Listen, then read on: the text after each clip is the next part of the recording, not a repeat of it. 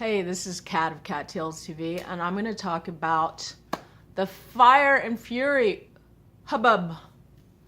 Mr. Wolf was a wolf in sheep's clothing going into the White House for almost a year. He was on the campaign trail, keeping his mouth shut, ingratiating himself with a bunch of egomaniacs, listening and taking notes, and also recording. And he also told the people that he was writing a book. Now, to me, all this is a distraction, in the sense of many people who are more intelligent than me, more have PhDs, et cetera, that are professionals in their psychiatric fields, in their different businesses and careers, have said what a lot of us feel is that DT, as I like to call him, is not suitable for office. I'm really sad because so many people are just so lackadaisical about DT and his effect on democracy and his effect on young people as well as older people, and what he's doing to destabilize democracy and the rule of law. No one is above the law, and he keeps pushing it. And I don't understand why so many people have given him carte blanche for so long to get away with all the things he's getting away with, whether it be sexual assault, which he brags about, discriminating against blacks that he did in the 70s, trying to get homes in New York and New Jersey. I believe in New Jersey. If I'm wrong on that, forgive me. Also hiring Polish workers that were illegals. I hate to use the word illegal, but at that time, they were working and sleeping on the grounds of Trump Tower and making very little pay. Also, he's had long history with dealing with the mob. They were in Trump Towers, gambling, having gambling situations and money laundering and all kinds of fun stuff. And there's a long history of people with nefarious reputations buying property either in New York or in Florida that have ties with the Russian, we want to call them mob, oligarchy, whatever. But besides that, thinking that racism is okay, sexism is okay, hiring the least competent people to be in the White House. And I want to mention one major thing. The people screaming about this book, Fire and Fury, and about how bad one person is or another person is, like Bannon and the author of the book, Mr. Wolf, is they don't realize something. This shows the ineptitude of the Trump grifting society, because they didn't vet him. They let him in. I interview lots of people. If you don't know who I am or what I am, whatever, I interview thousands of people over the course of the last 10 years. Oh my God, 2008, I started shooting videos full time. Wow, happy birthday. But in that time, I've interviewed regular people from all over the world who told me their stories and shared with me their lives, and extremely famous people. And I always try to treat people the same way.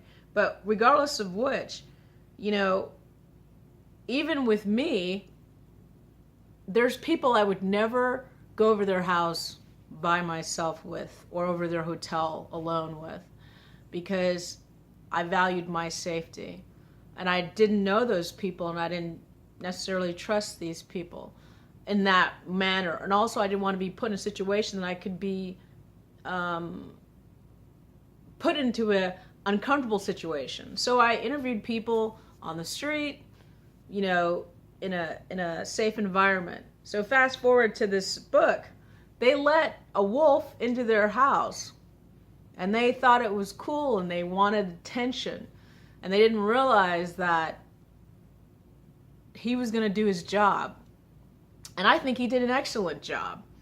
You know, it takes a wolf to catch a wolf. And these people are not very bright. Sorry, but you got to know who you let in your house.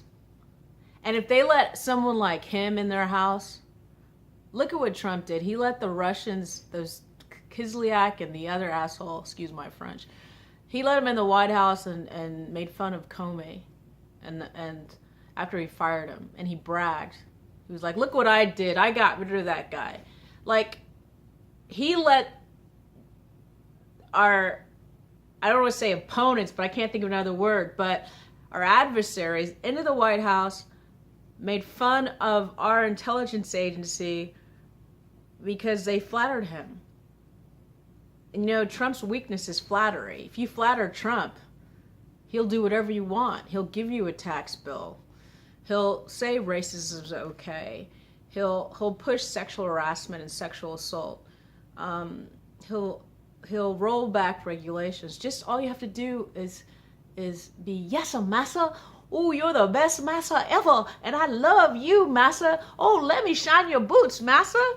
These people are pathetic. I'm sorry. I'm so, you know, I wish I could move somewhere else, you know, another country. I really do. I wish I had made the kind of money. I wish I got the equal pay that some men got. I wish I didn't have to deal with sexual harassment. I wish I didn't have to deal with people who didn't want to pay me. Bosses are mostly white males who don't respect the work I do. I wish I could find a place where I could just be just do my job without being attacked physically, mentally, emotionally, or financially. And unfortunately, I haven't been able to do that really in America. But regardless of which, I'm here. And I'm not going to take it anymore. But I just wanted to say that for people bitching about this book, shh, they let them in. Especially, you know what's funny? You always blame women for wearing sexy clothes or whatever excuse you allow them to get attacked and raped. You're always blaming victims. So I blame Trump for letting Mr. Wolf in the house, in the chicken shit house.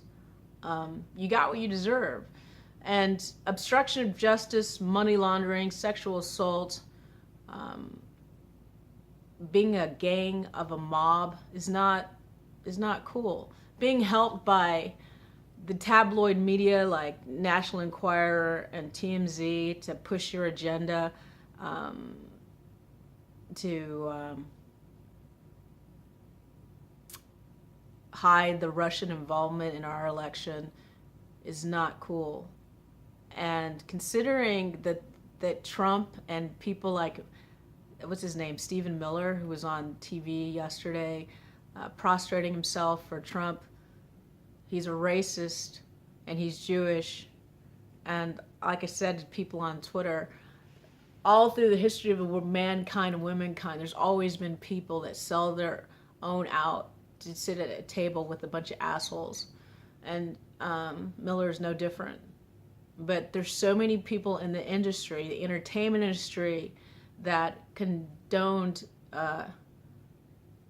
his behavior and that let him get a pass from the producers of The Apprentice that hid the tape to all the people that thought he was funny. Sometimes, you know, laughing at someone who's mentally unstable or who's extremely abusive is maybe not the wisest thing. And I think it's very telling that right now you have somebody like Logan Paul making $12 million a year at least, and Donald Trump acting as Pontius. I like to call them POS. But to me, they're the same. Because when you have a young person who's nouveau riche, as I like to call it, extremely wealthy, but no real wealth of education, empathy, or understanding, and he's idolized, it just helps to dumb down the masses, for consumption, consumerism, addiction, misogyny, and that's what, to me, Logan Paul as well as Donald Trump represent. And there's, like I said, there's a reason why both of them are so popular at the same time. Hopefully they fall at the same time too. But I don't have children. If I did, I hope that I would instill in them that caring about other people's culture, learning about other people's culture. If you know anything about Japanese culture, very respectful people, quiet. And I don't want to generalize, but I'm just saying I used to study herbology, Chinese herbology. I used to do martial arts. So Japanese as well as Chinese culture, I know a little bit about it, right? And saving face is very important. Being respectful is very important. Having reverence for somebody. When they give you a business card, it's presented. It's an honorable culture, shall we say, the way the Japanese carry themselves. And it's embarrassing. As a human being and as a so-called American, I'm embarrassed when people go over to another country and act like assholes. It's very disrespectful. He just doesn't care. He makes so much money, he doesn't care. And it says a lot about YouTube and Google, because, Google bought YouTube.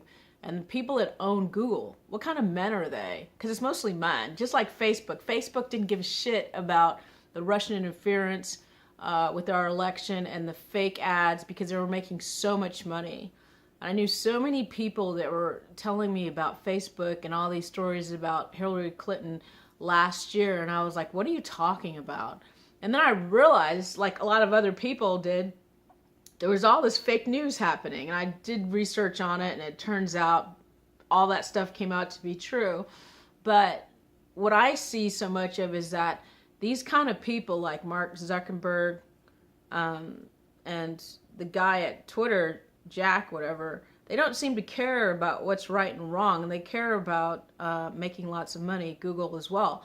They want people who make them lots of advertising dollars. They won't let you get advertising if you're talking about sexual assault, if you're talking about being a victim of a violent crime, if you're talking about racism.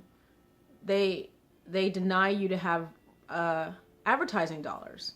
And so many people that are creating really good content on YouTube, their money has trickled down to almost non-existent. So now they're asking for GoFundMe campaigns, and they're on Patreon.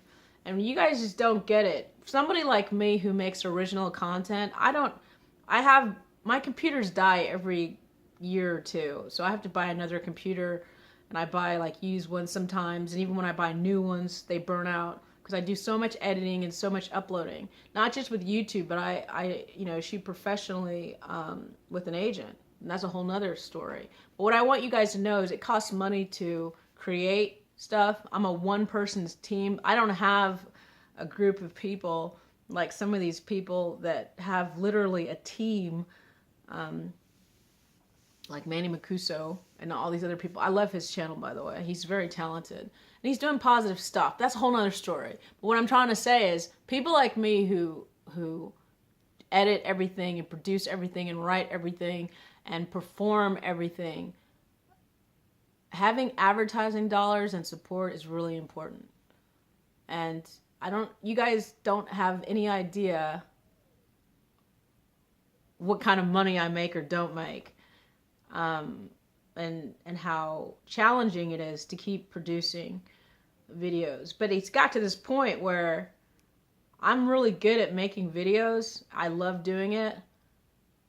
I don't want to work a normal job, but I gotta make money. And that's the reason why I'm always talking about multiple streams of income. But if I was making adequate funds, I wouldn't have to have, like, try to be doing all this different stuff because I was getting the equal pay or my work was being respected. I don't know what it is, but a lot of people think women don't need the same amount of money as men do because obviously they have a man taking care of them. That's not true. But that, like I said, I just feel like with this whole Trump thing, the Fire and Fury thing, the Logan Paul thing, it's just about being ignorant, keeping people dumbed down, making excuses for bad behavior, and putting it with really bad shit. And bad people being rewarded with lots of money. And when I look at Logan Paul and I look at people like Donald Trump, I see the same thing.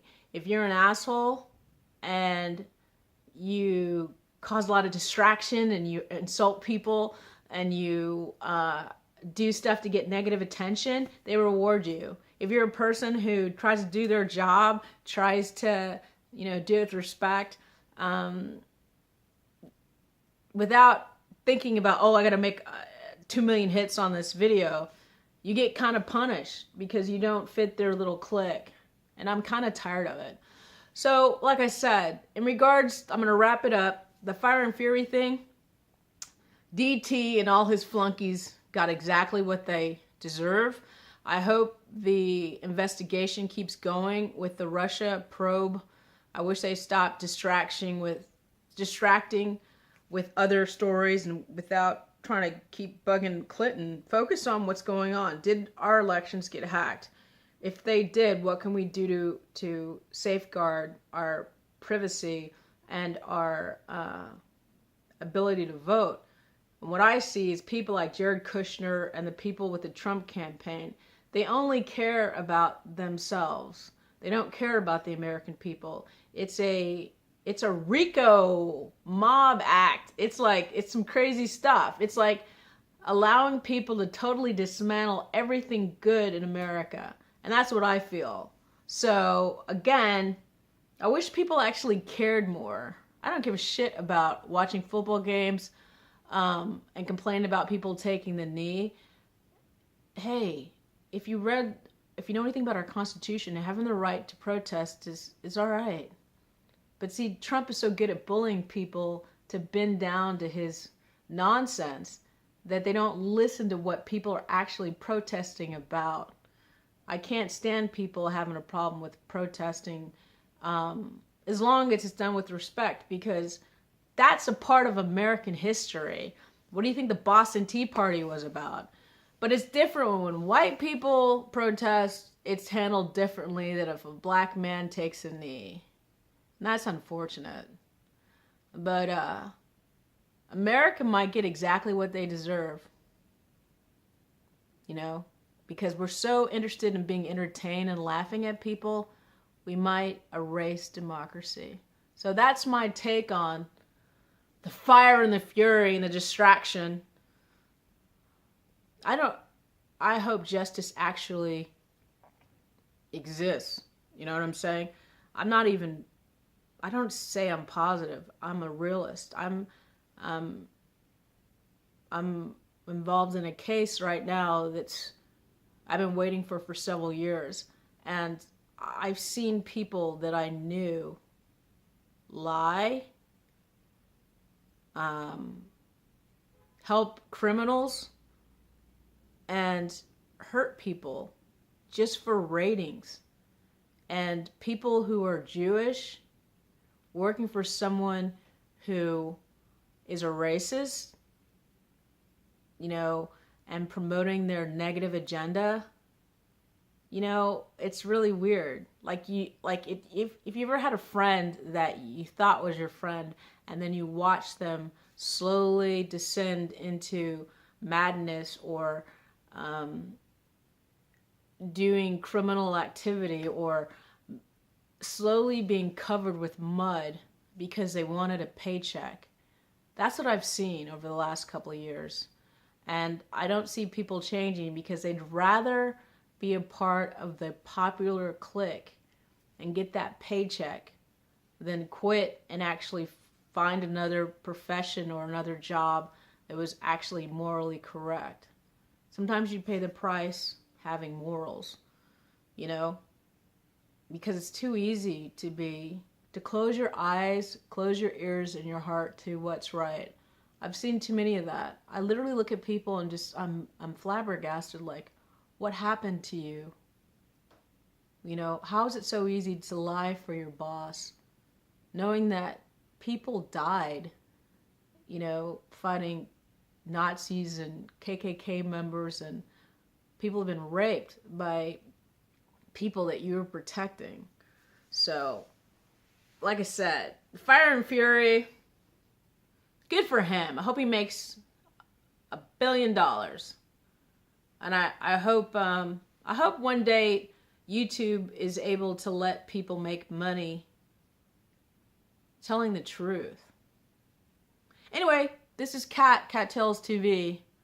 Stay warm.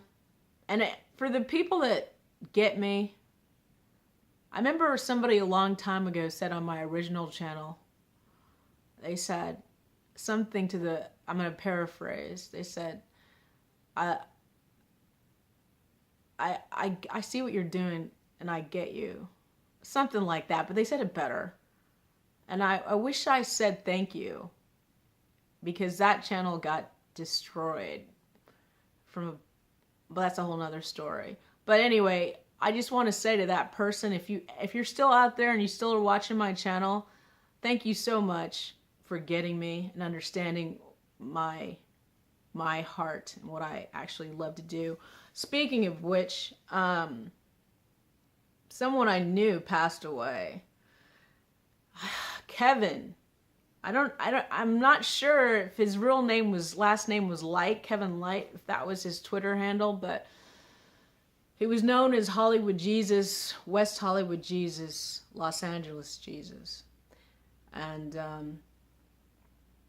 I spent many an hour with Kevin in Hollywood a long time ago, talking and arguing and, you know, but I just want to say, Kevin is a very special person. I didn't know he was sick. He passed away, I guess, December 18th. But he asked me a long time ago to shoot a video of him. And I also shot pictures. And my bad. At the time, I didn't finish it, you know, because it was a couple of years ago, 2012. And I kept procrastinating, and I got busy with work and other stuff and a lot of excuses, but for some reason the timing didn't feel right. Like I didn't know why, but it just didn't feel right. I shot pictures and video. So long story short, what ended up happening was I'm away. I'm not in LA right now. So he passed away. I found out about it, I guess, Saturday, because it was on Twitter. And luckily I had one of my external hard drives, and I found just the videos of that time we had together before he went to the LMFAO concert. So I edited that video and I posted it. But I felt really bad because it took me so long to make that video, but it seemed like the right time now. So I hope you guys watch that video, because it really, I asked him a question and he answered why he did it, and it made a lot of sense now. So anyway, this is Kat at Kattalestv. You can find me at Twitter at Kattalestv, eBay Kattalestv, 0 at the end, Instagram Kattalestv, YouTube Kattalestv. I can't think of any other ones I'm on. But yeah. Thanks for watching. Bye.